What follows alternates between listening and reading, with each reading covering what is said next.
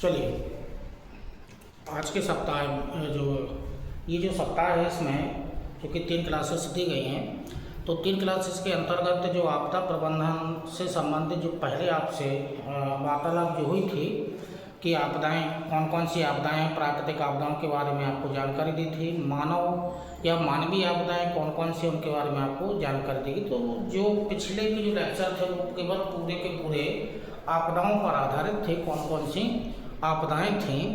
आज का जो आपको वीडियो दिया जा रहा है वो सिलेबस से थोड़े पहले का है, जो पिछले लेक्चर में कुछ छूट गया था, जो संगठन और समझौते कुछ छूट गए थे या उस वीडियो के अंतर्गत नहीं आपको दिए जा सके। तो इस बार इस लेक्चर में पहले हम आपको जो विश्वव्यापी जो संगठन हैं या विश्व के जो प्रमुख संस्थाएं हैं उनके बारे में पहले जानकारी देंगे।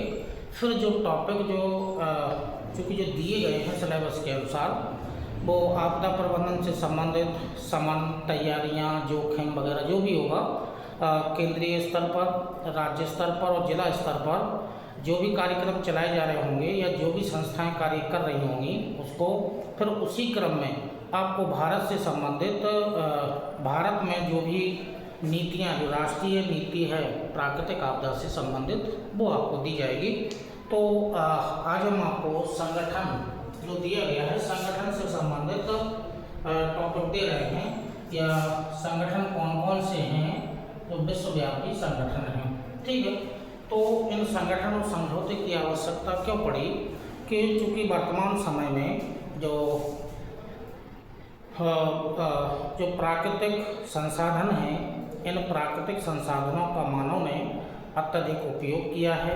जब अत्यधिक उपयोग किया है तो जिसका परिणाम वर्तमान में कुछ हद तक दिखने भी लगा है, तो कुछ जो परिणाम जो मिला मानव के लिए, तब जाकर के मानव सचेत हुआ कि हमें प्राकृतिक संसाधनों का दोहन कम करना चाहिए। तो प्राकृतिक संसाधनों का दोहन हुआ बहुत ज़्यादा, और प्राकृतिक संसाधन इनका दोहन हुआ, दोहन अत्यधिक मानव ने किया, जिसका परिणाम निकला।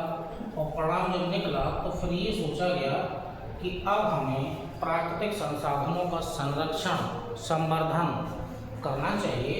तो प्राकृतिक संसाधनों का फिर संरक्षण,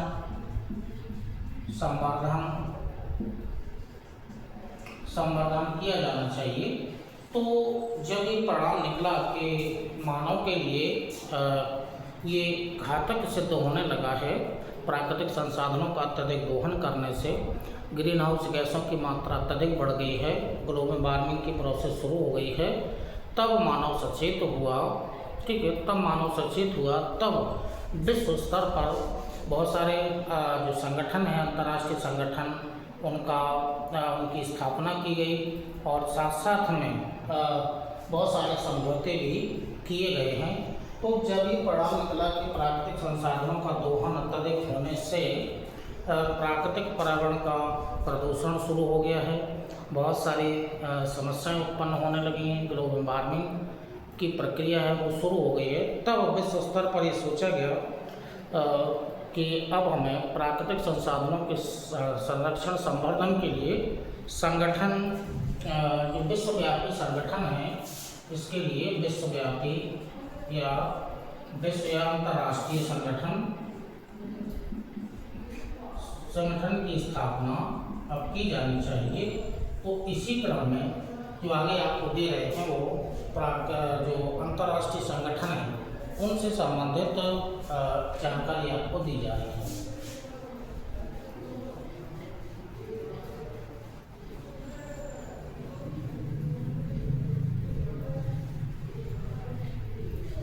चलिए, तो जो प्राकृतिक संसाधनों का दोहन अधिक हुआ तो संगठनों की स्थापना की गई। तो पहला जो संगठन है UNEP,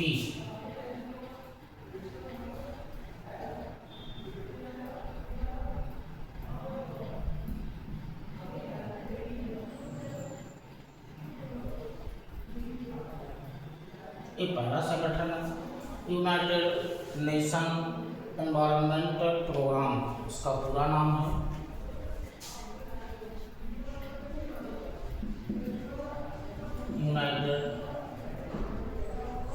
नेशंस एनवायरमेंटल प्रोग्राम, इस शॉर्ट में हमने इसका पूरा नाम लिख दिया है। मतलब अंतर्राष्ट्रीय संयुक्त राष्ट्र पर्यावरण कार्यक्रम, संयुक्त राष्ट्र पर्यावरण कार्यक्रम है। तो ये जो इसकी जो स्थापना की गई, यूएनओ की बैठक हुई, यूएनओ की बैठक हुई, और यूएनओ की जो बैठक हुई वो 1972 में यूएनओ की बैठक स्वीडन में हुई। 1972 में स्वीडन के स्टॉकहोम में, राजधानी है स्टॉकहोम में मीटिंग हुई। 1972 में मीटिंग हुई। तब ये निर्णय लिया गया कि संयुक्त राष्ट्र संघ से संबंधित जो अभिकरण है, तो पर्यावरण के संरक्षण और संवर्धन हेतु कुछ प्रोग्राम चलाए जाने चाहिए जो पर्यावरण का संरक्षण और संवर्धन कर सकें। तो इसी क्रम में 1972 में यूएनईपी की बैठक हुई, और इस बैठक में निर्णय लिया गया कि यूएनईपी की स्थापना की जाए, और इसके तहत इसका जो मुख्यालय बनाया गया, मुख्यालय वो नैरोबी में है, जो कि केन्या की राजधानी है। इससे प्रश्न कई बार बन चुका है। यूएनईपी की स्थापना कब हुई, कहाँ हुई, मुख्यालय कहाँ है, इससे प्रश्न कई बार पहले बन चुके हैं। तो ये पॉइंट इम्पोर्टेंट है। अब इसकी जो मुख्यालय है वो नैरोबी में है, जो केन्या की राजधानी है। ये जो यूएनईपी है संगठन है, इसके कुछ प्रमुख उद्देश्य हैं। अब उद्देश्य क्या हैं? उद्देश्य क्योंकि इम्पोर्टेंट है, उद्देश्य से ही क्वेश्चन ज़्यादा पूछ लिए जाते हैं। तो यूएनओ की एजेंसी पर्यावरण निरीक्षण परिरक्षण हेतु अंतर सरकारी संगठन है। तो पहला पॉइंट है अंतर सरकारी संगठन किसका? यूएनओ का है, और इसका जो मुख्य कार्य है वो पर्यावरण का संरक्षण और संवर्धन करना है, यानी कि निरीक्षण,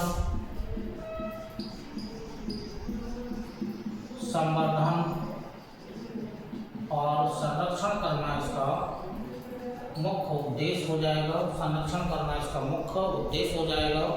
अब जो मुख्य उद्देश्य है, इसी क्रम में पर्यावरण कार्यक्रम और संगठनों के प्रबंधन हेतु रूपरेखा तैयार करना, जो अगला उद्देश्य है, वो पर्यावरणीय कार्यक्रम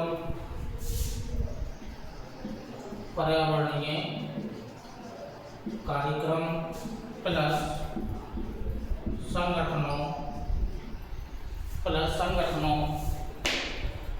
संगठनों के प्रबंधन हेतु रूपरेखा तैयार करना, संगठनों के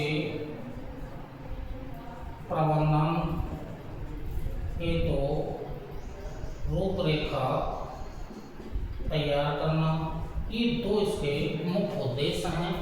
तो अंतर सरकारी संगठन है, यूएनओ का है, निरीक्षण संवर्धन संरक्षण करना है। अगला जो उद्देश्य है पर्यावरण कार्यक्रम तैयार करना, संगठनों का प्रबंधन कैसे कैसे किया जाए उसकी रूपरेखा तैयार करना इसका मुख्य उद्देश्य हो जाएगा। अब ये यूएनओ का, चूँकि अगले जो पॉइंट है वो नोट कर लीजिएगा, उद्देश्य के बाद दो उद्देश्य हो गए हैं।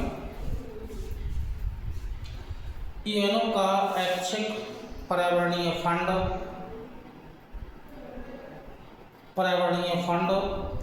एवं पर्यावरण परिरक्षण हेतु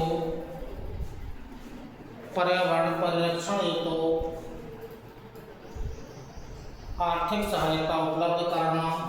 तो ये आर्थिक सहायता उपलब्ध कराता है, आर्थिक सहायता प्रदान करता है या उपलब्ध कराता है। एक पॉइंट हो गया। दूसरा पॉइंट, वर्ष 1987 में ये पॉइंट इम्पोर्टेंट है। ग्लोबल पुरस्कार शुरू हुआ था, ग्लोबल पुरस्कार 500 शुरू किया गया था। ये जो 1987 से ये एक पुरस्कार दिया जा रहा है जिसका नाम है ग्लोबल 500 पुरस्कार। तो ग्लोबल 500 पुरस्कार जो दिया जाता है, इम्पोर्टेंट पॉइंट है, UNEP के माध्यम से दिया जाता है। इम्पोर्टेंट है, इसको पॉइंट को अंडरलाइन कर लेना। और प्रथम विश्व पर्यावरण दिवस 1974 में मनाया गया, ये भी पॉइंट इम्पोर्टेंट है। यानी कि प्रथम पर्यावरण दिवस 1974 से मनाया गया या 1974 में मनाया गया। इस दोनों पॉइंट इम्पोर्टेंट है कि 1987 में ग्लोबल ये 500 पुरस्कार प्रदान 1987 से ग्लोबल 500 पुरस्कार प्रदान कर रहा है UNEP। और साथ में ये है कि इसके द्वारा 1974 से प्रथम पर्यावरणीय दिवस मनाना प्रारंभ किया गया था। तो ये जो UNEP है, स्थापना 1972 में ठीक स्वीडन के स्टॉकहोम में बैठक उसके तहत की गई। UN का अंतर सरकारी संगठन है, निरीक्षण, संवर्धन, संरक्षण करना है, पर्यावरण कार्यक्रम तैयार करना, संगठनों का प्रबंधन करना और उनके लिए आर्थिक सहायता प्रदान करना। और इसके अलावा ग्लोबल 500 पुरस्कार जो 1987 से प्रारंभ किया गया, और उसके अलावा जो प्रथम पर्यावरणीय दिवस है वो 1974 से टू बी कंटिन्यू मनाना प्रारंभ किया इस संस्था के माध्यम से। तो ये जो संस्था है वो है UNEP।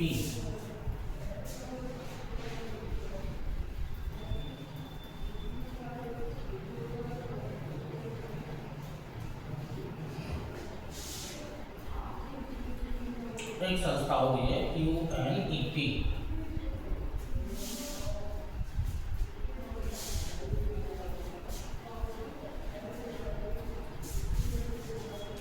अगला जो संस्थान है वो है IUCN।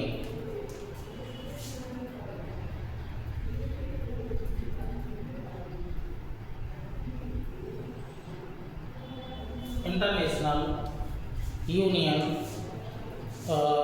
क्योंकि जो अन्य इसका नाम है वर्ल्ड कंजर्वेशन यूनियन भी इसका अन्य नाम है। और इसका जो पूरा नाम है international union conservation, international union for conservation of nature,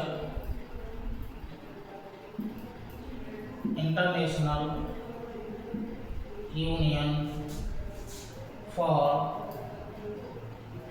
conservation of nature,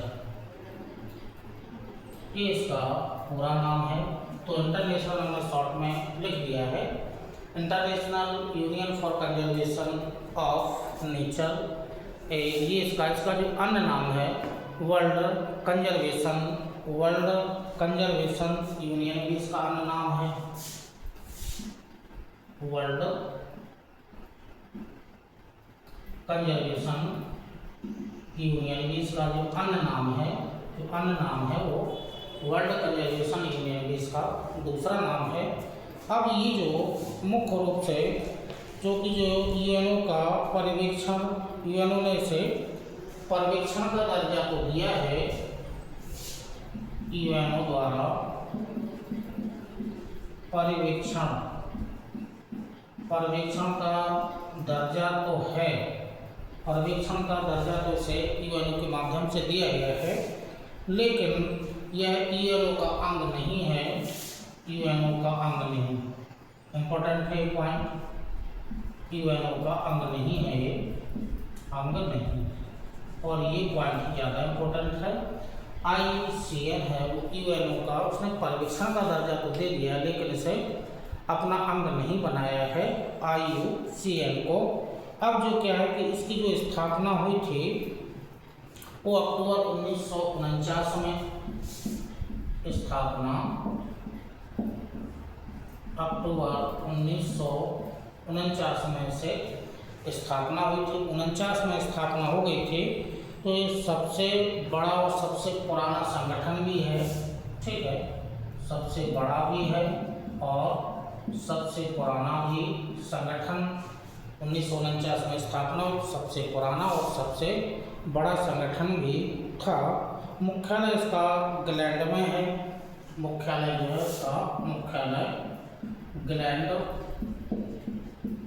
क्योंकि स्विट्जरलैंड का एक शहर है, स्विट्जरलैंड का एक शहर है, तो इसकी स्थापना 1949 में। सबसे बड़ा सबसे पुराना संगठन है और इसके अलावा इसका मुख्यालय ग्लैंड जो स्विट्जरलैंड का एक शहर है, यहाँ पर इसकी स्थापना हुई थी। अब ये चूँकि इसमें दोनों प्रकार के सदस्य हैं, दोनों प्रकार के सदस्य जो हैं वो दोनों प्रकार के हैं, सरकारी भी हैं और गैर सरकारी भी इसमें सदस्य शामिल हैं। तो दोनों प्रकार के सदस्य इस संगठन में शामिल हैं, गैर सरकारी भी शामिल होते हैं और सरकारी भी संगठन शामिल या सदस्य, संगठन में सदस्य दोनों प्रकार के हैं। पॉइंट सभी इम्पोर्टेंट हैं। स्थापना अक्टूबर 1949 में, सबसे बड़ा सबसे पुराना संगठन है, मुख्यालय ग्लैंड में है, स्विट्जरलैंड का एक शहर है, सदस्य दोनों प्रकार के हैं, सरकारी भी हैं और गैर सरकारी सदस्य इसमें शामिल होते हैं। तो government and non government candidates इसमें शामिल होते हैं। अब जो मुख्य पॉइंट हैं ऐसे करके आप नोट कर लीजिएगा, ऐसे करके जो मुख्य पॉइंट हैं IUCN क्या क्या कार्य करता है, क्या इसका उद्देश्य है, वो निम्न पॉइंट हैं, तो वो आप उसमें नोट कर लीजिएगा। पॉइंट लिखिएगा, पर्यावरणीय समस्याओं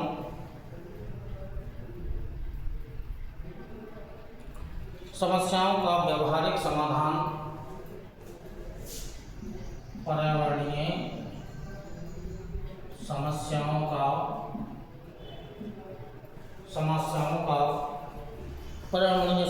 का व्यवहारिक समाधान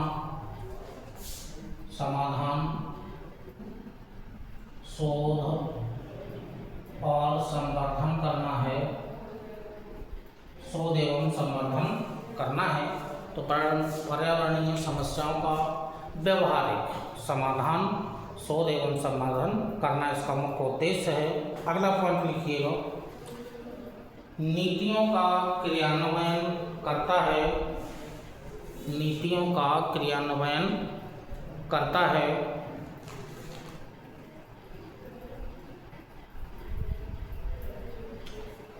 जिससे कानून ठीक रूप से लागू हो सके, कानून ठीक रूप से लागू हो सके। 2 पॉइंट हो गए।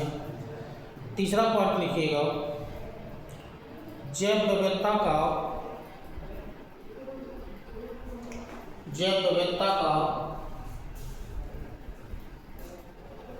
संरक्षण सुनिश्चित करना,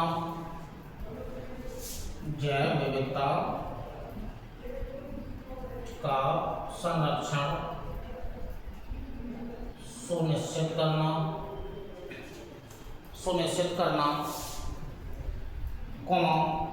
संरक्षण एवं गरीबी निवारण, इंपॉर्टेंट पॉइंट है गरीबी निवारण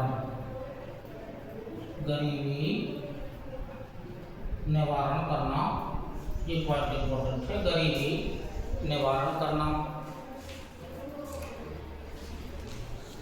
नेक्स्ट पॉइंट, जीवधारियों का विलुप्त होने से रोकना,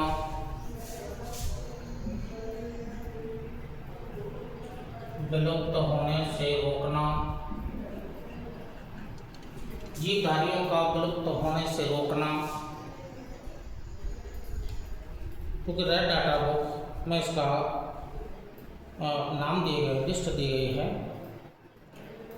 और जो अन्य कार्य हैं, इसके अलावा जो अन्य कार्य हैं वो नोट कर लीजिएगा, एक ही पॉइंट में कर लीजिएगा नोट। क्लाइमेट चेंज,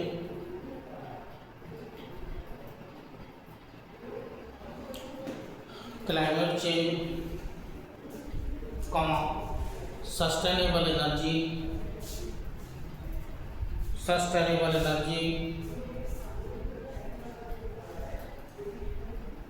लिवलीहुड या जीविका और ग्रीन इकोनॉमी। तो इसके जो अन्न हैं वो अन्न उद्देश्य के अंतर्गत climate change, sustainable energy, green energy या ग्रीन इकोनॉमी करना, ग्रीन इकोनॉमी, लिवलीहुड, ये अन्य उद्देश्य हैं। मुख्य उद्देश्य इसके ये हैं। तो मुख्य उद्देश्यों में पर्यावरणीय समस्याओं का व्यवहारिक समाधान, शोध संवर्धन करना, ठीक है, कानून, ऐसे नीतियाँ तैयार करना जिससे कानून ठीक रूप से लागू हो सकें, जैव विविधता का संरक्षण सुनिश्चित करना, साथ में गरीबी का निवारण करना और ऐसी नीतियाँ तैयार करना जिससे जो विलुप्त के कगार पर जो जीव है विलुप्त होने से उनको रोकना है। अन्य कार्यों में climate change, sustainable energy, green economy and livelihood. तो ये जो संस्थान है IUCN, इसके बारे में आपको जानकारी दी गई है।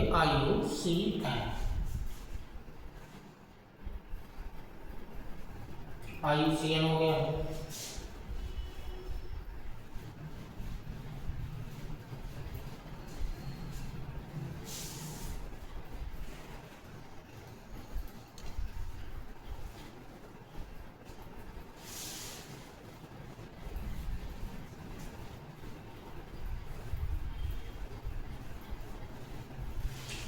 नेक्स्ट जो संस्था है इम्पोर्टेंट है, कई बार प्रश्न इससे बन चुके हैं। जो अगला जो संगठन है वो है WWF। ये अगला संगठन है WWF।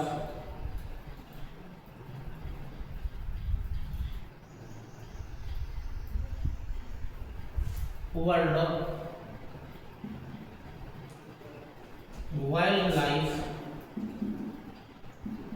वाइल्ड लाइफ फंड, ये इसका पूरा नाम है। WWF विश्व वन्य जीव कोष, ये हिंदी में इसका नाम है विश्व वन्य जीव कोष, विश्व वन्य जीव कोष, ये इसका हिंदी में नाम है विश्व वन्य जीव कोष, इंग्लिश में वर्ल्ड वाइल्ड लाइफ फंड, ये इसका नाम है।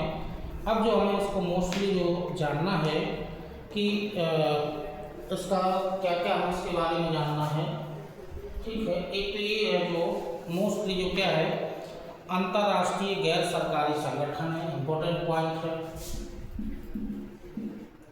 अंतर्राष्ट्रीय गैर सरकारी संगठन है, इम्पोर्टेंट पॉइंट है। अंतर्राष्ट्रीय गैर सरकारी संगठन है। इसकी जो स्थापना मोस्टली है, इसकी जो स्थापना हुई है वो 1961 में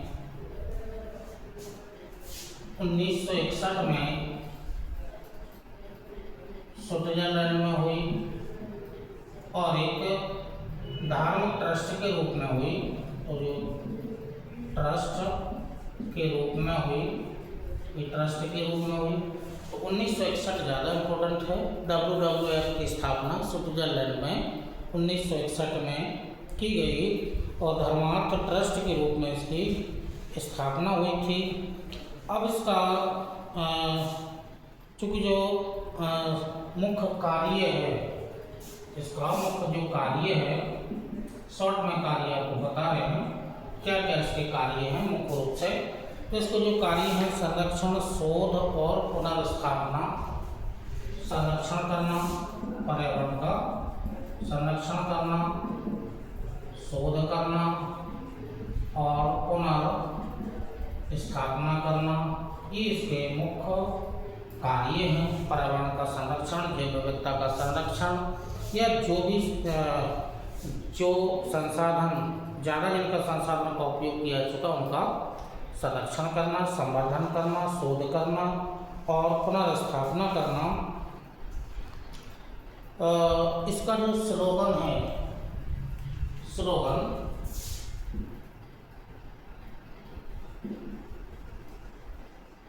जिसका स्लोगन है important for a living planet, इसका स्लोगन है फॉर ए लिविंग प्लैनेट, ये इसका स्लोगन है। तो WW जो इसका जो चिन्ह है वो रेड पांडा है, यानी कि रेड पांडा ये इम्पोर्टेंट है। इससे प्रश्न है क्योंकि बन चुका है। जो इसका लोगो है, जो इसका लोगो है वो रेड पांडा है। ये यहाँ से प्रश्न है, पहले कभी सिविल सर्विस में पूछा जा चुका है। WWF का लोगो क्या है? तो WWF का लोगो है वो रेड पांडा है और स्लोगन है फॉर ए लिविंग प्लैनेट है। बाकी का आपको यहाँ पर दिख रहा होगा, अंतर्राष्ट्रीय गैर सरकारी संगठन है। 1961 में स्थापना स्विट्जरलैंड में एक धर्मार्थ ट्रस्ट के रूप में हुई। कार्य इसका संरक्षण, शोध एवं पुनर्स्थापना करना है। Slogan for a living things है। लोगो इसका रेड पांडा है। तो ये जो WWF के जो प्रमुख जो पॉइंट्स हैं वो आपको डायग्राम के माध्यम से बता दिए गए हैं। अन्य जो पॉइंट्स हैं वो ऐसे करके नोट कर लीजिएगा, जो इम्पोर्टेंट पॉइंट हैं WWF के बारे में।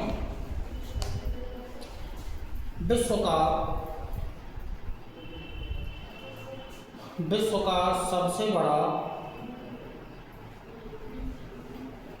स्वतंत्र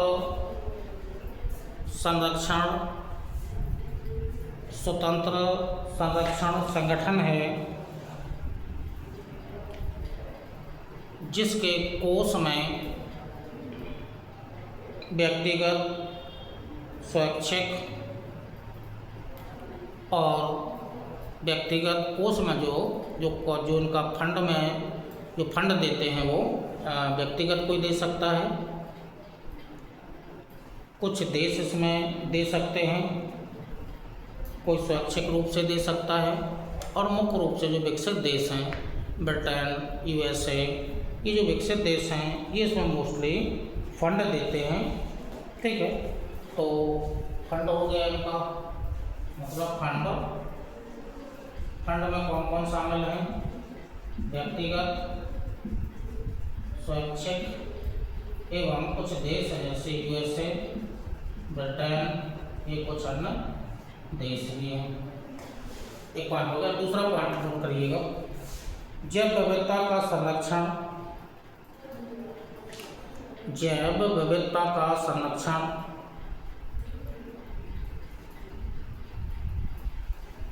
जिसके अंतर्गत सागर तट, जलीय पारिस्थितिकी तंत्र संरक्षण में मोस्टली क्या है? सागर तट और जलीय पारिस्थितिकी तंत्र इसके संरक्षण के अंतर्गत हैं। अगला पॉइंट, भारत में कार्यरत कार्यालय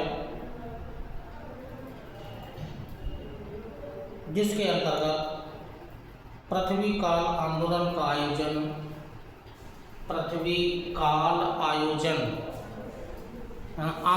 का आयोजन ये भारत में हुआ है इसी संगठन के अंतर्गत। और लास्ट में एक पॉइंट लिख लीजिएगा, प्रतिवर्ष बिजली बंद होती है, ये पॉइंट इम्पोर्टेंट है, पूरे विश्व में बिजली बंद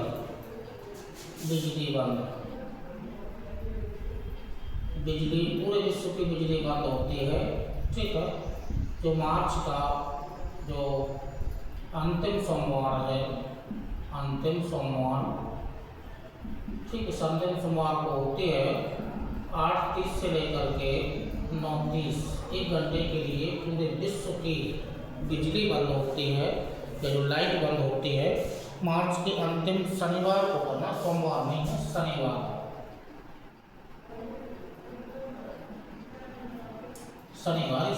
को है। और 8:30 से 9:30 के बीच शाम के PM शाम के 8:30 से 9:30 बिजली बंद रहती ही है। तो ये जो प्रमुख संगठन है UNEP, IUCN, WWF, इसके अलावा जो आगे वाले संगठन हैं इसी क्रम से आगे चलते हैं। तो अगले वाले जो संगठन है, चलिए इसी क्रम में जो WWF है, उसी के आगे जो अगला संगठन है, अगले संगठन के बारे में वार्तालाप करते हैं।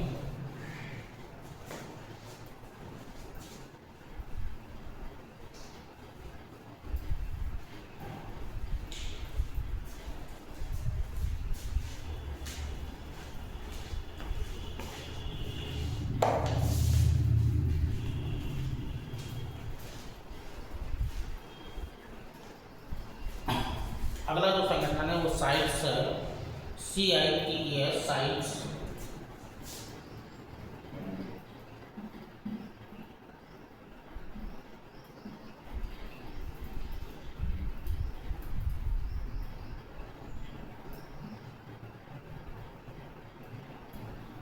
ये साइट्स जो है वो अगला संगठन है।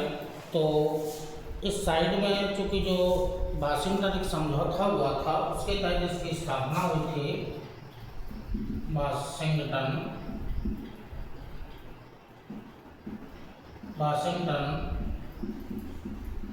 समझौता के तहत इसकी स्थापना हुई थी। अब इसके चूँकि जो मोस्टली हमें इसमें जानना है उद्देश्य, स्थापना और सदस्य। उद्देश्य क्या है इसके, स्थापना इसकी कब हुई और सदस्य देश कितने हैं, ये हमें मोस्टली जानना है। तो CITES, the convention on international trade endangered species of wild fauna and flora, इसका पूरा नाम है। तो the convention on international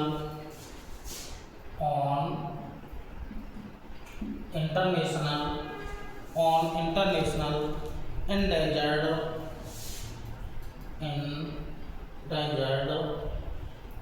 species wild flora and fauna of wild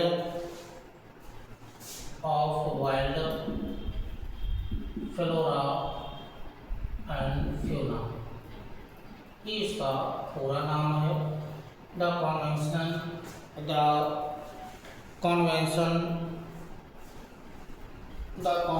on international endangered species of wild flora and fauna, इसका पूरा नाम है।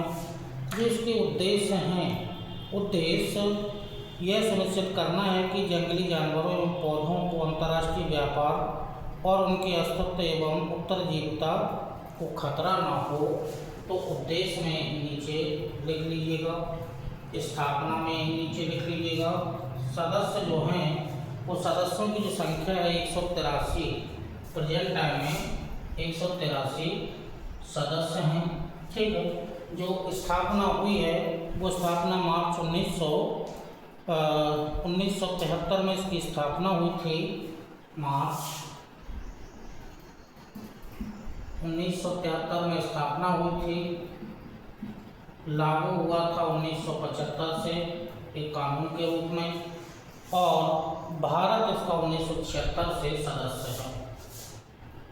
भारत 1976 से इसका सदस्य, 1976 में ये सदस्य बन गया था। तो ये इम्पोर्टेंट है कि भारत साइट्स का जो सदस्य है वो 1976 से ही साइट का सदस्य बन गया था। 73 में स्थापना, 75 में लागू हुई। चूँकि एक समझौता हुआ था तो 75 में लागू हो गया था। भारत 1976 में इसका सदस्य बन गया था। 183 देश साइट्स के सदस्य हैं। अब उद्देश्य क्या है, ये उद्देश्य में आप नीचे इसको नोट कर लीजिएगा। उद्देश्य में यह सुनिश्चित करना है कि जंगली जानवरों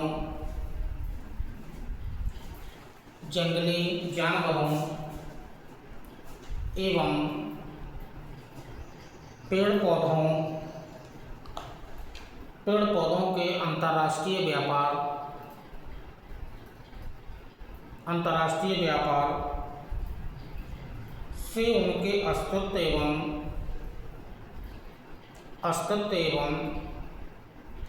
उत्तरजीविता पर खतरा न हो,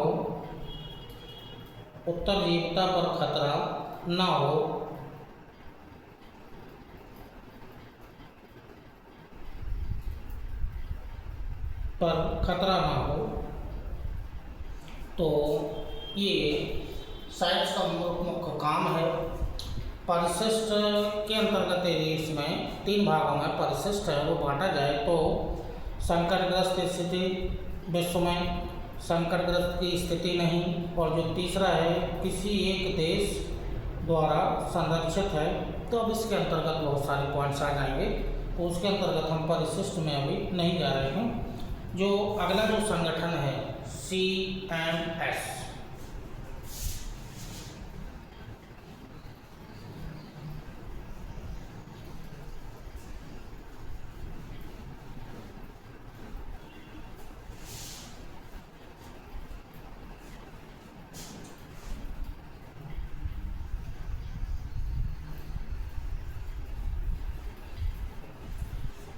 अगला संगठन इंपॉर्टेंट है CMS।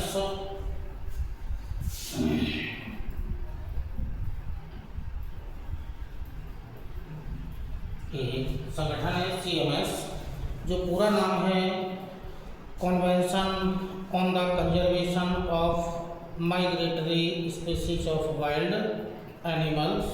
तो कन्वेंशन ऑन द कंजर्वेशन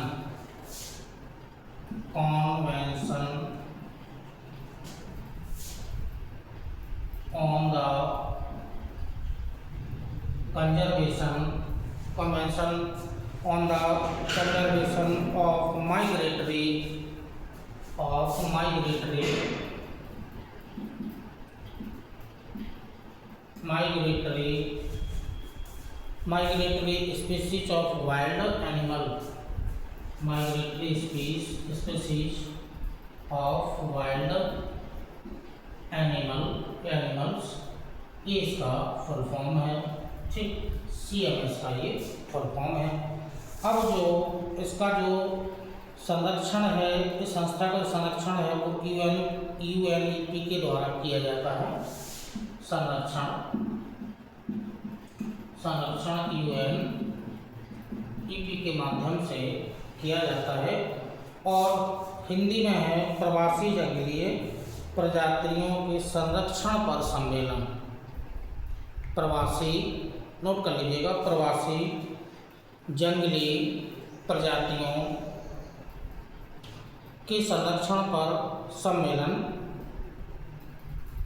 और मुख्य रूप से UNEP के वन्यजीव और आवास का संरक्षण करना है। मोस्टली आवास का संरक्षण करना है। अब एक समझौता हुआ था, वान सम्मेलन हुआ था 1979 में। उसके तहत वान सम्मेलन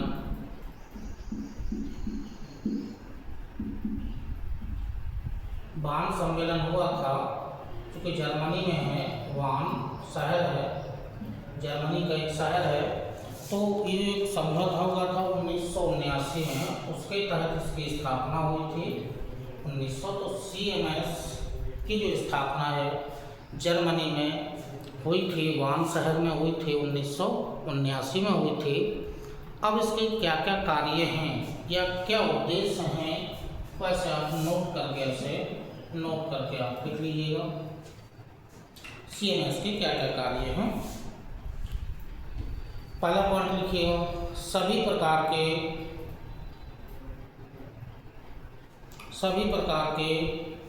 प्रवासी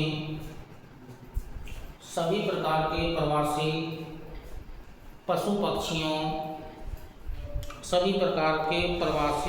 पक्षियों के संरक्षण हेतु वैश्विक मंच तैयार करना पहला पॉइंट हो गया। दूसरा पॉइंट लिखिएगा, प्रवास के दौरान जीवधारियों का शिकार ना हो,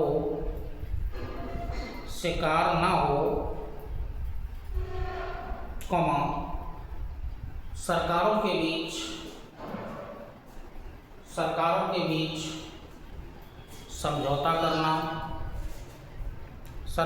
बीच समझौता करना,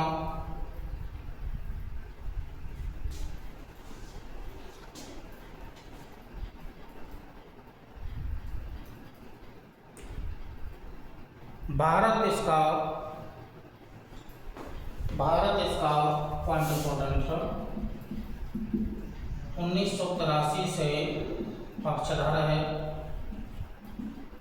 मतलब साइन किए हैं भारत में इस समझौते पर।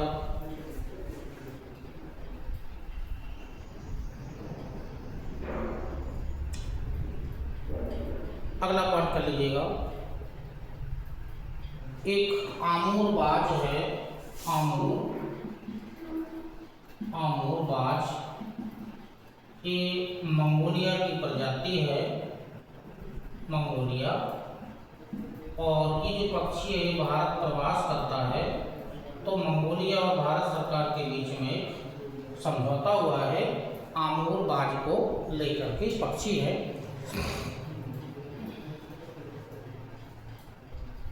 और ये जो आमूर बाज आता है वो दोयांग झील, आमूर जो बाज आता है वो दोयांग झील है, दोयांग झील। ये जो दोयांग झील है ये नागालैंड में है, ठीक है। तो इस आमूर बाज का प्रवास मंगोलिया से कहाँ होता है, भारत होता है। भारत के किस राज्य में, नागालैंड में किस झील में, दोयांग नाम की एक झील है नागालैंड। तो वहाँ से चल कर के यहाँ तक ये प्रवास करता है। अब जब भारत में प्रवास करेगा तो भारत में इसका शिकार ना हो, इसके लिए मंगोलिया और भारत सरकार के बीच में एक समझौता किया गया है। इसके अलावा अगला पॉइंट कर लीजिएगा,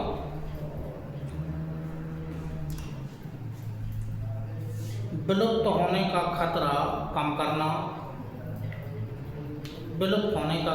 कम करना एवं अंतर्राष्ट्रीय सहयोग से लाभ पहुंचाना,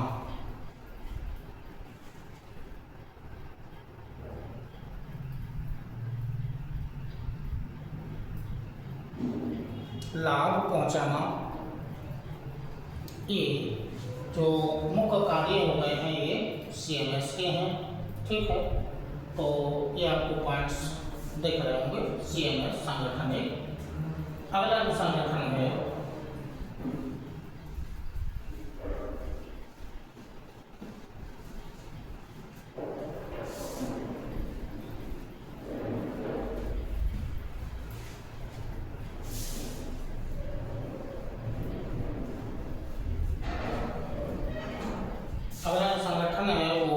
CAWT, CAWT ये भी एक संगठन है। CAWT मतलब वन्य जीव तस्करी के विरुद्ध संगठन है ये, ठीक। मतलब question against wild life trafficking, मतलब वन्य जीव तस्करी के विरुद्ध संगठन, वन्य जीव तस्करी के विरुद्ध संगठन है ये, ठीक। अब इसकी क्या क्या 2005 में इसकी स्थापना हुई थी, 2005 में, ठीक है, स्थापना। अब इसके क्या क्या कार्य हैं, मोस्टली इसके कार्य ही हैं, तो पॉइंट बना करके कार्य लिख लीजिएगा।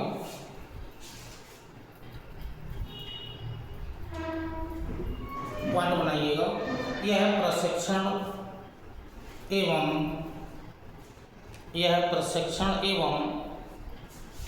सूचनाओं के आदान प्रदान के माध्यम से प्रभावी बनाना।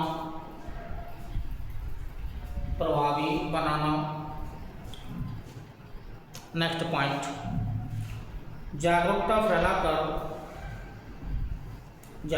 फैलाकर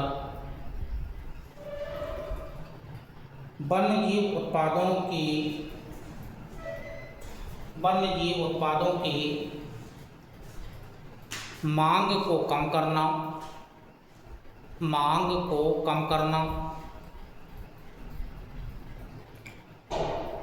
अगला पॉइंट, लास्ट पॉइंट है, उच्च स्तरीय राजनीतिक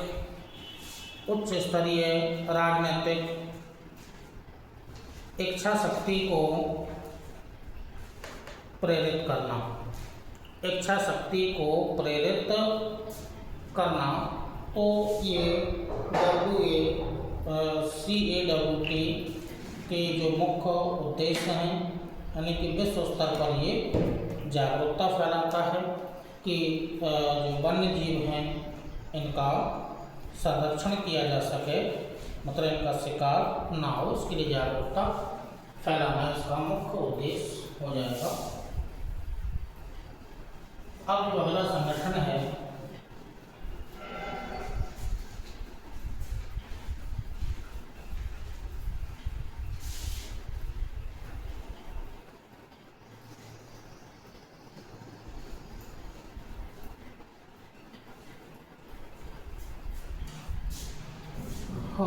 अंतर्राष्ट्रीय जल प्रबंधन संस्थान।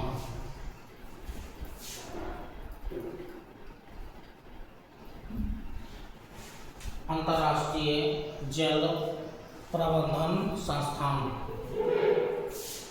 IMW संस्थान है, तो इंस्टीट्यूट हो जाएगा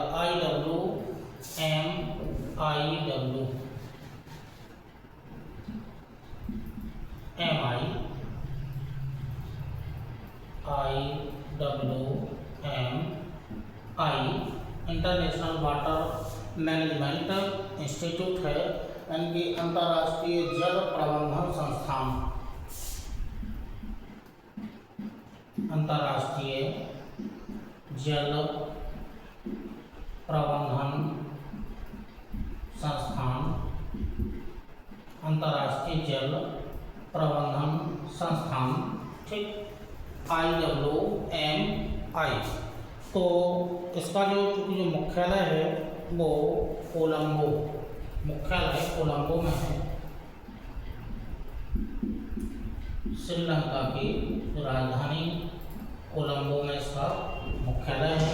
अब अंतर्राष्ट्रीय जल प्रबंधन संस्थान है, तो मोस्टली जल के प्रबंधन से जुड़ा हुआ होगा, तो आप ऐसे पॉइंट में करके कार्य इसके नोट कर लीजिएगा।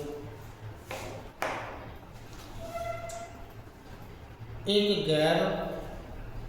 लाभकारी, एक गैर लाभकारी, कॉमा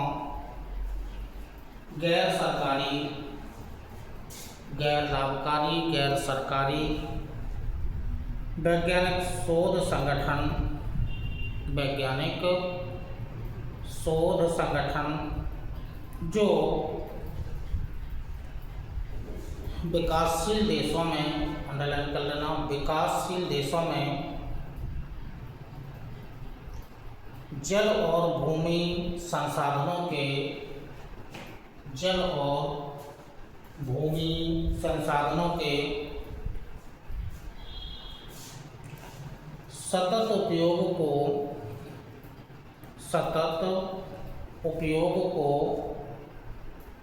बढ़ावा देता है, सतत उपयोग को बढ़ावा देता है। इसका मुख्य उद्देश्य खाद्य सुरक्षा, मुख्य उद्देश्य खाद्य सुरक्षा, लोगों की जीविका, लोगों की जीविका एवं बेहतर वातावरण हेतु, बेहतर वातावरण हेतु सतत प्रबंधन करना, सतत प्रबंधन करना।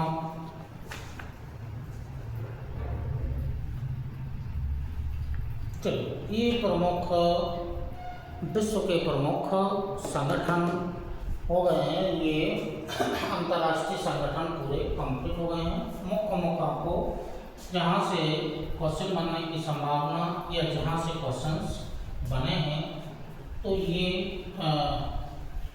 पिछले टॉपिक के कुछ संगठन थे वो आपको नहीं बताए गए थे, इस वाले वीडियो में आपके हो गए हैं। तो ये संगठन हो गए हैं, प्रमुख रूप से संगठन।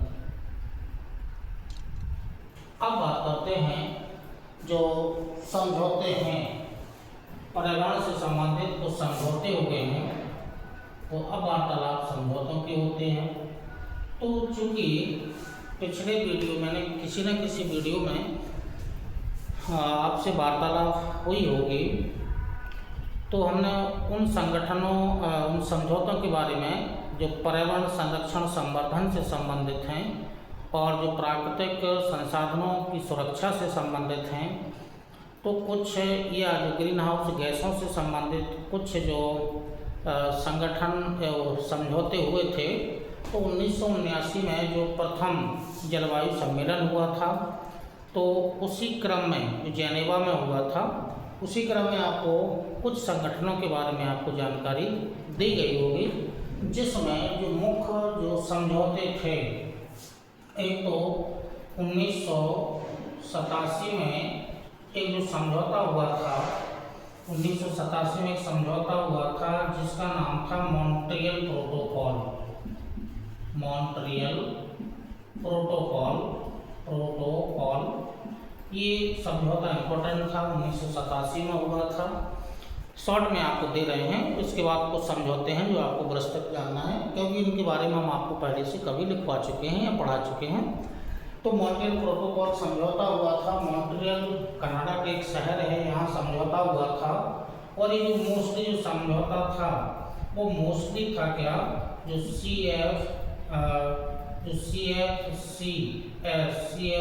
से ओजोन गैस में कमी आ रही है या क्षरण हो रहा है, तो इसके संरक्षण हेतु एक समझौता किया गया था। जो मॉन्ट्रियल प्रोटोकॉल है वो ओजोन गैस के क्षरण से संबंधित समझौता है या CFC में कमी करने से संबंधित समझौता था, जो मॉन्ट्रियल प्रोटोकॉल के नाम से जाना जाता है। उसके बाद 1992 में ये इम्पोर्टेंट था, 1992 में एक समझौता हुआ था, या पहला यानी कि प्रथम पृथ्वी शिखर सम्मेलन, प्रथम पृथ्वी शिखर सम्मेलन हुआ था, ठीक। ब्राज़ील का जो शहर था Rio de Janeiro, Rio de Janeiro में हुआ था, ठीक है, 1992 में हुआ था। इसके तहत एजेंडा 21 को लिया गया था। इसकी वार्तालाप पहले हो चुकी है, इसलिए हम शॉर्ट में ही जा रहे हैं।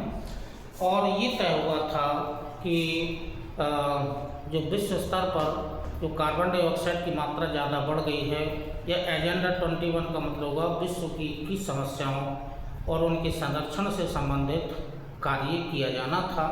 तो ये प्रथम पृथ्वी शिखर सम्मेलन, और यहीं से जो कॉप की जो बैठक है वो यहीं से शुरुआत इसकी हो गई थी, ठीक है। तो 2 समझौते हो गए हैं। इसके अलावा जो शॉर्ट में आपको, क्योंकि पहले पढ़ा चुके हैं, इसके अलावा 1987 के बाद 1997, 10 वर्ष बाद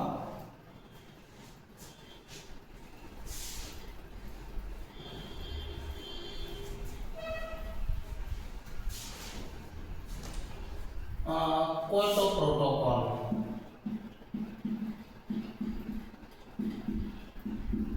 क्योटो प्रोटोकॉल, चूँकि क्योटो एक जापान का एक शहर है, जो यहाँ की जो बीवा झील है इसके समीप एक शहर है जिसका नाम है क्योटो।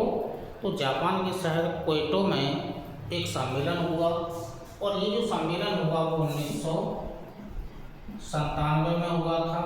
और ये जो सम्मेलन मोस्टली था वो कार्बन डाइऑक्साइड के उत्सर्जन में, कार्बन डाइऑक्साइड के उत्सर्जन में कमी से संबंधित ये समझौता था।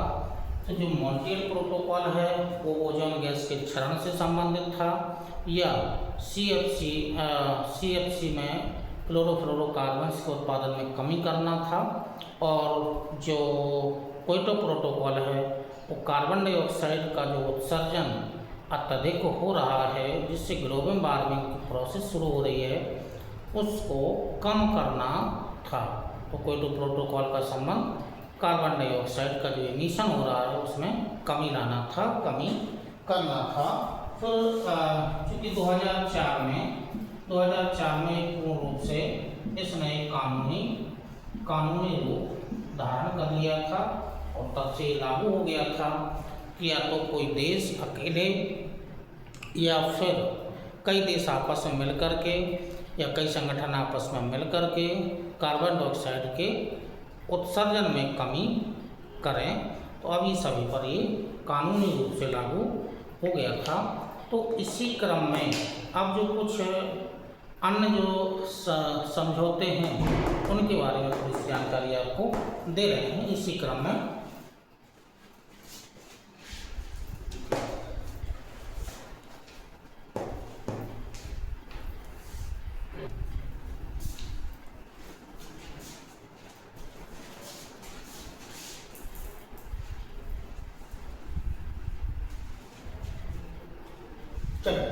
क्योटो प्रोटोकॉल 1997 के बाद अब कुछ समझौते हैं जिनके बारे में वार्तालाप करनी है। तो जो कुछ समझौते हैं, जैसे अगला जो समझौते हैं वो किंगाली समझौता है। किंगाली समझौता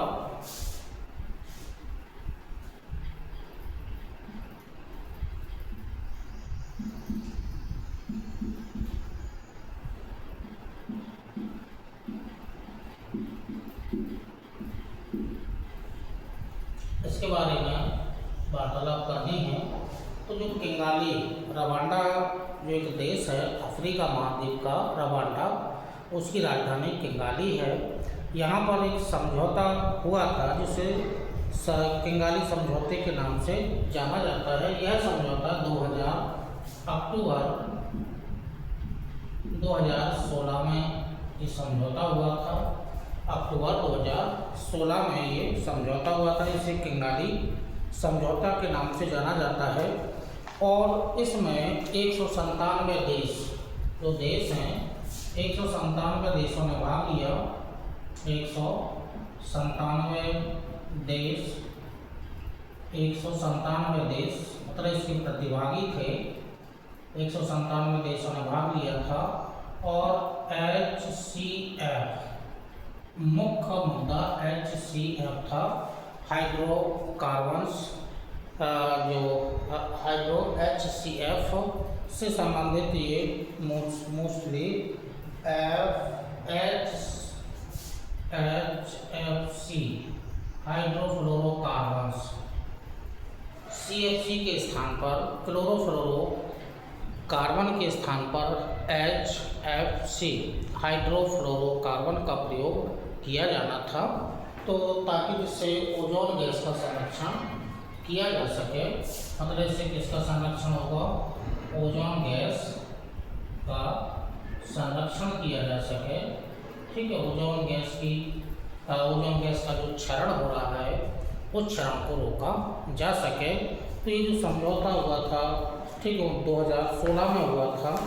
इसमें जो कुछ पॉइंट्स हैं, वो कुछ पॉइंट्स, इम्पोर्टेंट पॉइंट्स हैं, वो नोट कर लीजिएगा। ऐसे कुछ इम्पोर्टेंट पॉइंट्स हैं, वो नोट कर लीजिएगा।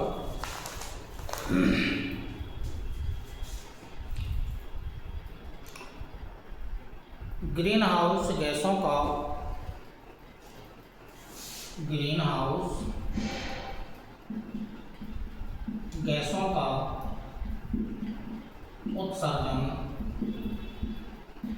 उत्सर्जन कम करना, ग्रीन हाउस गैसों का उत्सर्जन कम करना, जिससे 2021 तक, 21वीं शताब्दी तक टेम्परेचर में 0.5 डिग्री तापमान में कमी की जा सके। 21वीं शताब्दी तक पूर्ण होते टेम्परेचर में 0.5 डिग्री, अंडरलाइन कर लेना, तापमान, मतलब उसमें का लक्ष्य रखा गया, एक पॉइंट हो गया का लक्ष्य रखा गया।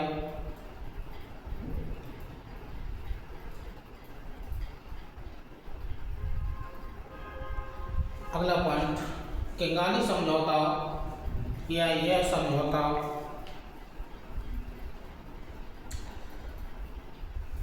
मॉन्ट्रियल प्रोटोकॉल, इसके पहले जो आया है मॉन्ट्रियल प्रोटोकॉल,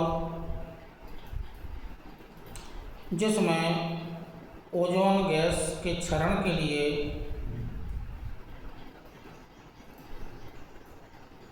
गैसें जिम्मेदार थीं, इनमें संशोधन करने के बाद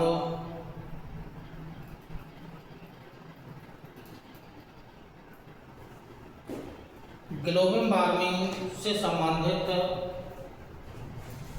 गैसों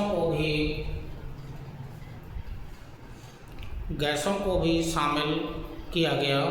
मतलब ओजोन गैस के क्षरण के लिए जो गैस थी, उसके अलावा जो ग्लोबल वार्मिंग फैला रही थी या जो ग्लोबल वार्मिंग को बढ़ावा दे रही थी, उन गैसों को भी शामिल किया गया। और 2019 से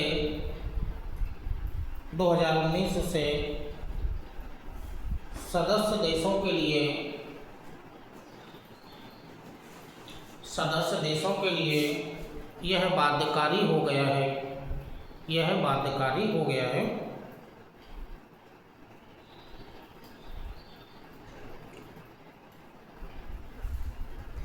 अगला पॉइंट, इस किगाली समझौते में 3 समूह हैं।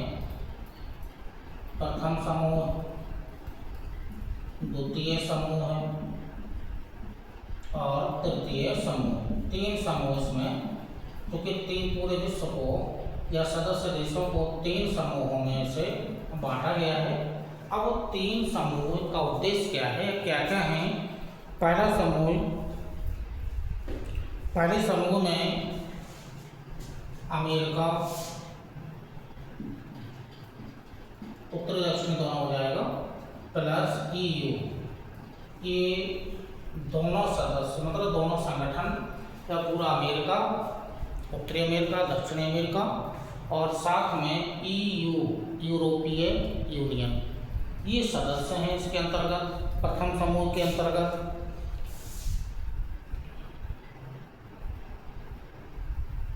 और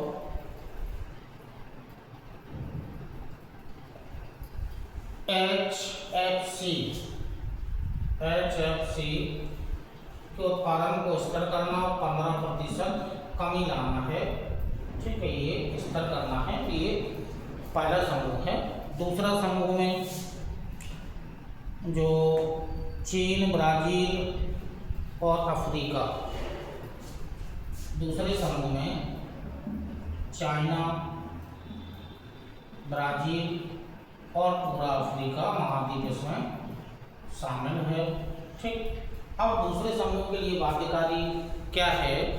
दूसरे समूह के लिए बाध्यकारी है कि वो 2045 तक जो ग्रीन हाउस गैसें हैं 20%, मतलब कब तक? 2045 तक, और जो ग्रीन हाउस गैसें हैं उनमें 20% कमी करें। है पूरा किससे संबंधित? ग्रीन हाउस गैसेस से संबंधित है। ठीक, तो 2045 तक 20% की कमी करें। अब जो तीसरा समूह है उसके लिए क्या बाध्यकारी है? और तीसरे समूह में भारत सहित पाकिस्तान, ईरान, इराक, तो तीसरे समूह में भारत शामिल है। भारत, ईरान, सऊदी अरब,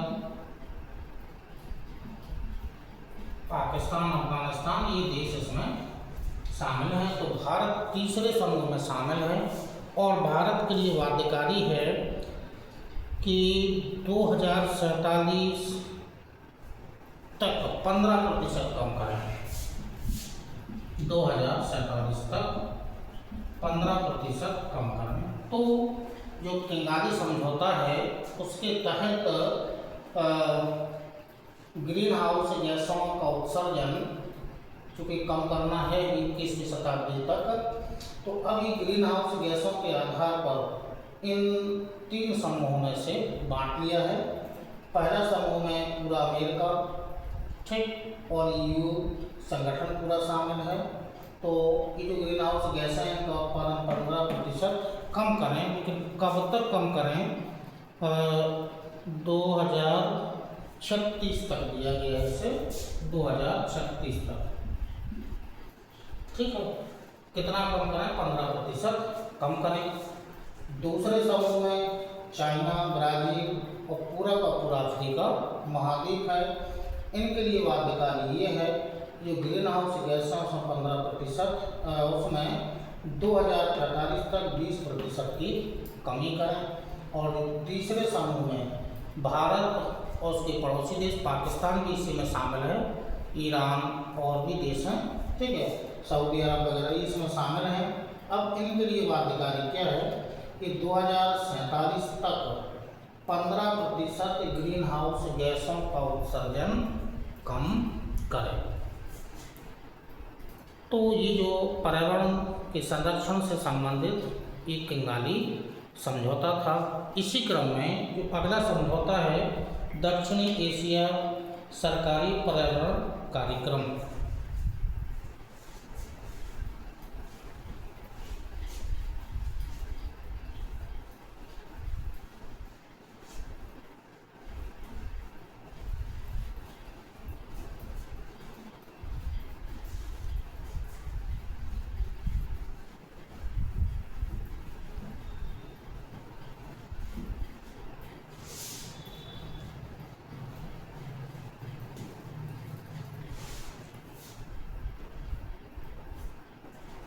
अगला जो है समझौता दक्षिण एशिया सरकारी पर्यावरण कार्यक्रम।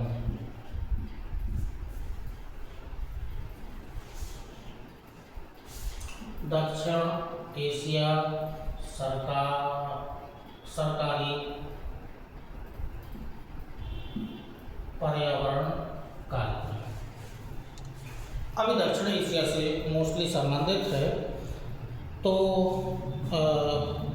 1982 में इस कार्यक्रम की शुरुआत हुई थी। 1982 में इस कार्यक्रम की शुरुआत हो गई थी 1982 में। और इसमें जो देश शामिल दक्षिण एशिया के हैं, तो भारत सहित पड़ोसी देश हैं, भारत और उसके पड़ोसी देश इसमें शामिल हैं और इसके पड़ोसी देश इसमें शामिल है। 1982 से कार्यक्रम चलाया गया था। उद्देश्य, जिसका मोस्टली जो उद्देश्य है, ठीक है, इसका जो उद्देश्य है संरक्षण, पर्यावरण का ही करना है, संरक्षण, प्रबंधन,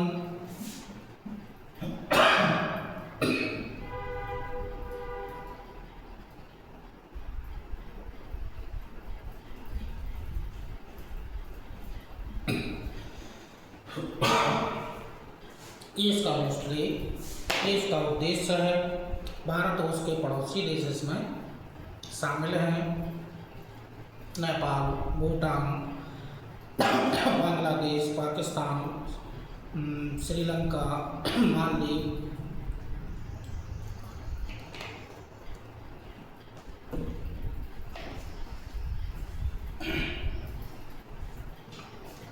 मुख्यालय कोलंबो, मुख्यालय इसका कोलंबो में है। तो दक्षिण एशिया सरकारी पर्यावरण कार्यक्रम एक कार्यक्रम है। भारत और उसके पड़ोसी देश उसमें शामिल हैं। 1982 में इसकी मतलब कार्यक्रम शुरू हुआ था और मुख्यालय कोलंबो में है। उद्देश्य क्या है? पर्यावरण का संरक्षण, प्रबंधन एवं संवर्धन करना इसका मुख्य उद्देश्य है। तो इसका मुख्य उद्देश्य ये इसका है CACEP, इसका शॉर्ट नाम है SACEP, SACEP, ठीक है। तो ये CACEP इसका शॉर्ट नाम है। इसी क्रम में जो अगला जो समझौता है वो मानव एवं जैव मंडल कार्यक्रम है।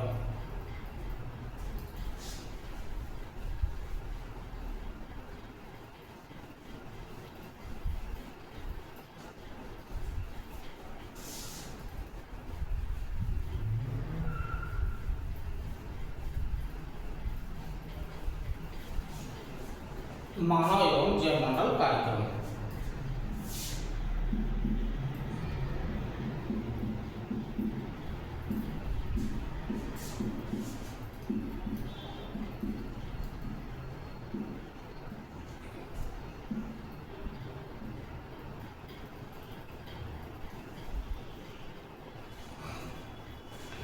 शॉर्ट में इसका नाम है MAV,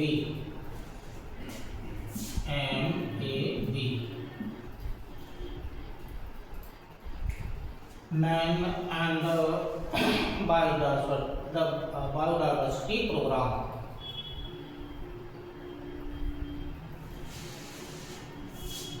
उन्नीस सौ इकहत्तर में क्योंकि जो कार्यक्रम चलाया गया था 1971 में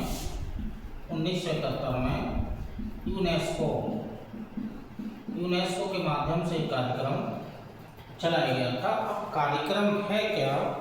तो इस कार्यक्रम के जो मुख्य उद्देश्य हैं, उद्देश्य नोट कर लीजिएगा। क्या क्या उद्देश्य हैं? मोस्टली 3 ही उद्देश्य हैं। क्या है इनके उद्देश्य, वो नोट कर लीजिएगा। जैव मंडल के पहला उद्देश्य जैव मंडल के पारिस्थितिकीय संसाधनों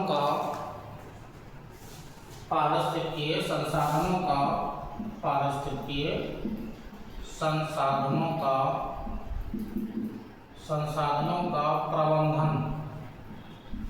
संसाधनों का प्रबंधन, संरक्षण एवं उनका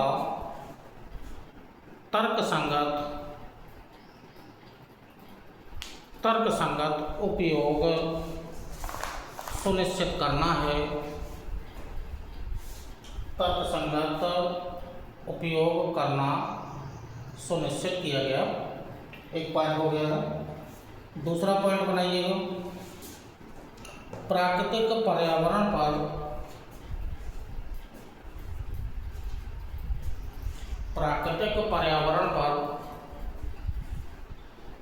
मनुष्य की गतिविधियों के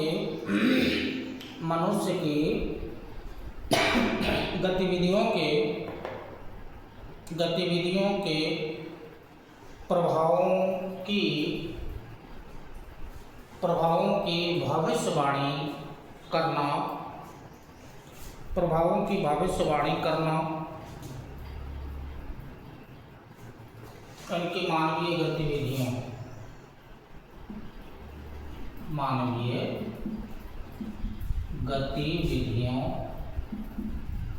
पर नजर रखना, सीधा से कर दीजिएगा, गतिविधियों पर नजर रखना। और जो तीसरा पॉइंट नोट कर लीजिएगा, प्राकृतिक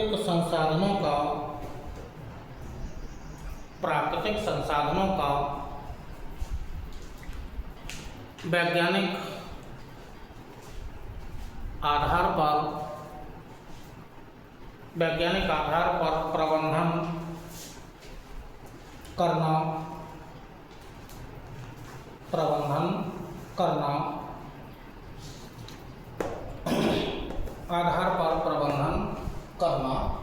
तो ये मानव तथा जैव मंडल कार्यक्रम जो यूनेस्को के माध्यम से चलाया गया था, 3 इसके मुख्य उद्देश्य से थे। 1971 में कार्यक्रम चलाया गया था। इसी क्रम में आगे अन्य संगठन हैं या अन्य समझौते हैं, उनकी बात करते हैं। चलिए, तो समझौते हुए हैं। अब भारत में आएगा तो भारत से संबंधित कुछ चीज़ें हमें जान लेनी है।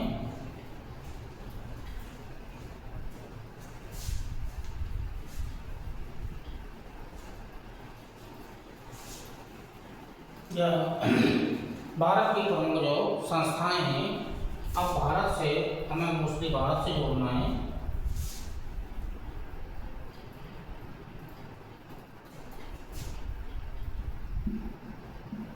भारत की संस्थाएं,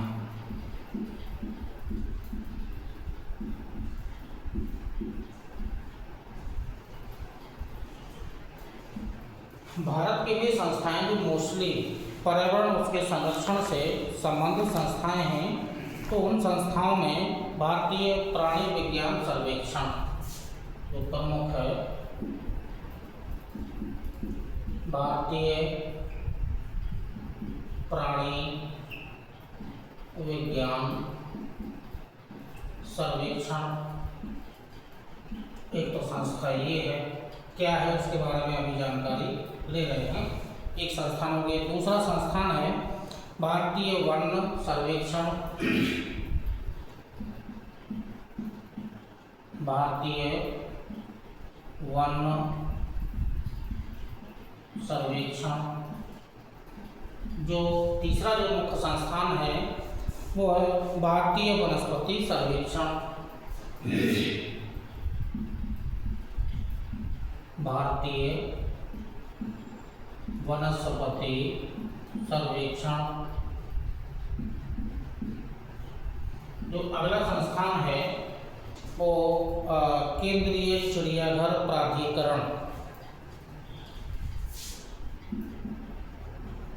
केंद्रीय चिड़ियाघर प्राधिकरण। जो अगला संस्थान है वो जो है राष्ट्रीय प्राकृतिक इतिहास संग्रहालय,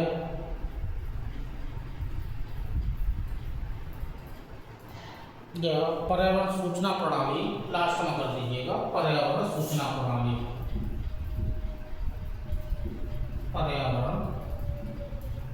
सूचना प्रणाली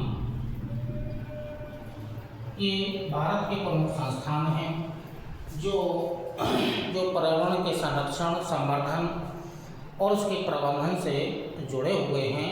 तो ये भारत के प्रमुख संस्थान हैं। भारतीय प्राणी विज्ञान सर्वेक्षण, तो भारतीय प्राणी विज्ञान सर्वेक्षण की जो स्थापना है 1916 में स्थापना हुई थी।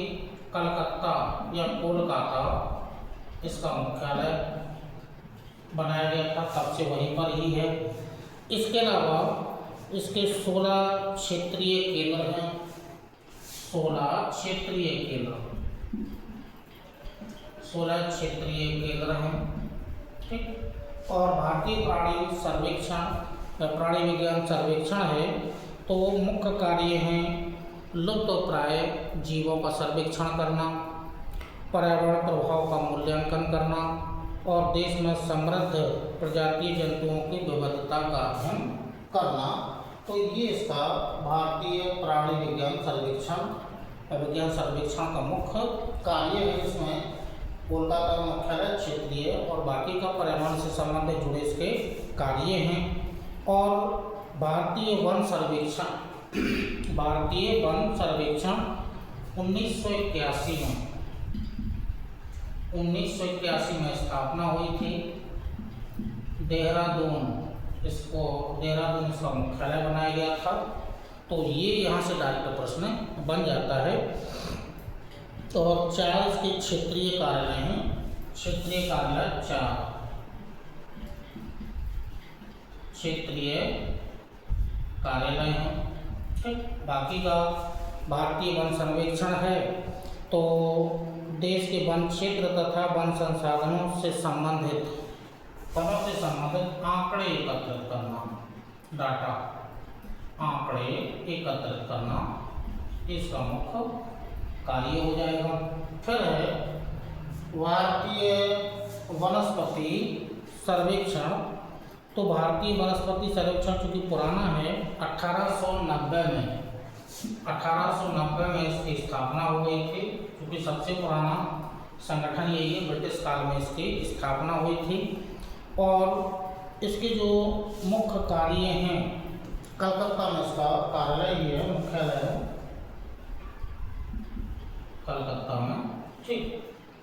इसकी जो मुख्य कार्य हैं, मुख्य कार्यों के अंतर्गत राष्ट्रीय पार्क, अभ्यारण्य या जो वन्यजीव अभ्यारण्य हैं, पक्षी अभ्यारण्य हैं या जैवमंडलीय आरक्षित क्षेत्र है, इन सब का अध्ययन करना और दुर्लभ तथा विलुप्त पौधों की सूची तैयार करना इसका मुख्य कार्य हो जाएगा।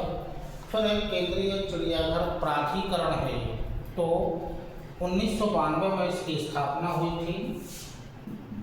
1992 में इसकी स्थापना हुई थी। केंद्रीय है और केंद्रीय है तो नई दिल्ली में इसका मतलब दिल्ली में इसका मुख्यालय है, ठीक है। तो अब इसका जो मुख्य कार्य है वो जानवरों की स्वास्थ्य संबंधी देखभाल करना है। जानवरों की स्वास्थ्य संबंधी देखभाल करना है, उससे संबंधित नियम कानून बनाना है कि ये जो चिड़ियाघर हैं उसमें जो जीव जंतु हैं वो कैसे इसमें मतलब अपना आवास या खाने पीने का प्रबंधन करना है। और लास्ट में है पर्यावरण सूचना प्रणाली। अब ये पर्यावरण सूचना प्रणाली है तो ये जो पर्यावरण सूचना प्रणाली है इसका गठन जो हुआ था वो 1982 में 1982 में इसका गठन हुआ था। पर्यावरण सूचना प्रणाली है तो पर्यावरण से संबंधित सूचना या आंकड़े एकत्रित करना होता है। तो ये जो ENVIS इसका शॉर्ट में नाम है, ENVIS इसका शॉर्ट में नाम है। तो हमने आपको शॉर्ट में मुख्यालय, शॉर्ट में कार्य, भारत की प्रमुख जो संस्थाएं हैं इनके बारे में आपको जोड़ दिया गया है। इसी क्रम में जो आगे के जो नेक्स्ट जो ऑनलाइन क्लासेस है उसमें आपदा प्रबंधन वाला ही टॉपिक मोस्टली रहेगा। तो अंतर्राष्ट्रीय स्तर पर क्या क्या कार्य किए जा रहे हैं आपदा से संबंधित, भारत में कौन कौन सी संस्थाएं हैं जो आपदा प्रबंधन का कार्य करती हैं, जैसे NDRF एक संस्थान है या एक संस्था है। इसी से संबंधित भारत की जो राष्ट्रीय नीति है आपदा से संबंधित, इस पर विस्तृत रूप में वार्तालाप जो नेक्स्ट 2 जो वीडियो हैं उनके बारे में वार्तालाप की जाएगी। तब तक के लिए नमस्कार, धन्यवाद, जय।